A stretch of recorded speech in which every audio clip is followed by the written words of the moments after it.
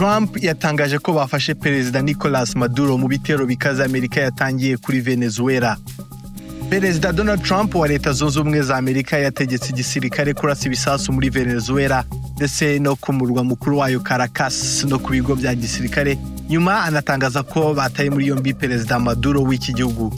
Ibi ni byo bitero bya mbere bikomeye Amerika ikoze ku mugabane wa Amerika y'Epfo kuva nyuma y'intambara y'ubutita mu myaka ya za 1990. Ibi bitero bya Amerika byatumye abatura b'iki gihugu bashya ubwoba ndetse bigatangira Perezida Nicolàs Maduro yamaganye ubushotoranyi bwa gisirikare bwa Amerika kandi atangaza ibihe bidasanzwe mu gihugu. Amashusho yerekanye umwotsi mwinshi uzamuka mu bice bitandukanye by'umurwa mukuru Caracas.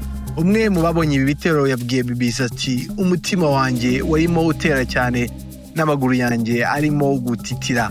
Ibi bibaye nyuma y'uko ibihugu byombi bimaze iminsi bishamiranye, ahanini kubera ibirego Amerika ishinja leta ya Caracas byo gushyigikira ubucuruzi bw'ibiyobyabwenge.